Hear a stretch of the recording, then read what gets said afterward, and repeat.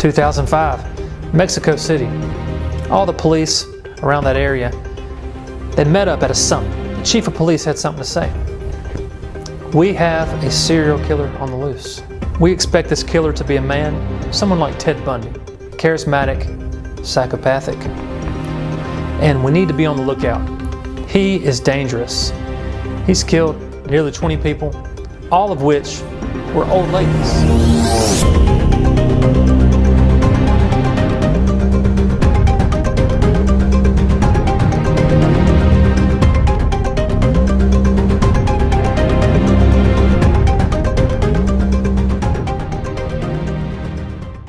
Now, whatever this serial killer was doing, he was targeting these old ladies, and he would always strangle them with items found in their house, like the blinds, cord, belts, things like that. They even named this killer. Translated, it was the killer of old ladies, or as they called him, El Mataviejas, El Matervedes, El Mataviehaters, El Mataviehatas. El Mataviejitas, or something like that. I don't speak French. One odd thing though, you see, even though these investigators knew this was a man, something kind of strange. A few people saw this very large woman around the scene at the time of the murder. But the police wrote that off. I mean, come on, this is a man. No woman does this. Obviously a man. I mean, take El Mataviehaters or whatever. I don't know, I don't speak German. Before we progress, we need to go back a little.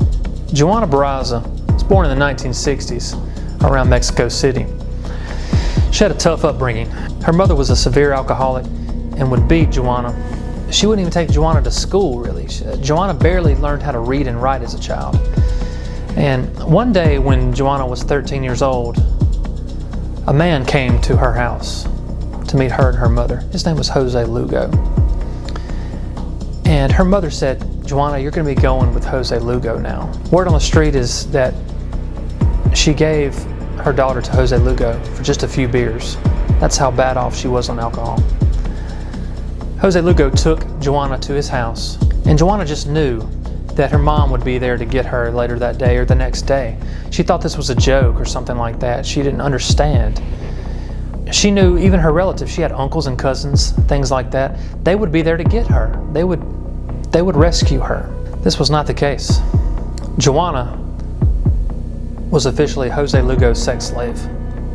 And for 5 years, Jose Lugo would sexually assault her, tie her to the bed, do horrible things to her. One random day when Joanna was 18, her uncles broke into the house Jose Lugo lived in, and they were there to rescue her. She finally had someone there to save her. Now, as she went back home, her mother just lied. She said that she went willingly with her captor, that she never had any part in this. Joanna grew older. She did what she could with life. She was severely scarred by all the horrible things in her past, and she held a horrible hate in her heart for her mother. This hate was so bad that Joanna was able to mentally transfer that hate into almost every older woman. Joanna was the serial killer everyone was looking for. She murdered over 40 older women because she held such a hate in her heart for her mother. When investigators finally arrested her and charged her with the crime, she wept on camera and told the camera that she did all this because of her hate for her mother. I love my mama shit. I don't know what's her problem. Once you told us this story, murder away. Murder away, Joanna. Joanna murder? When she told investigators this horrific story about her past, investigators were like, damn, Joanna, that's cold. Murder away. You're free to go. Well, life in prison. Sorry, Joanna. You know, you can't just kill people because you're pissed at your mama, okay? If that was the case, everybody'd be dead. Everybody.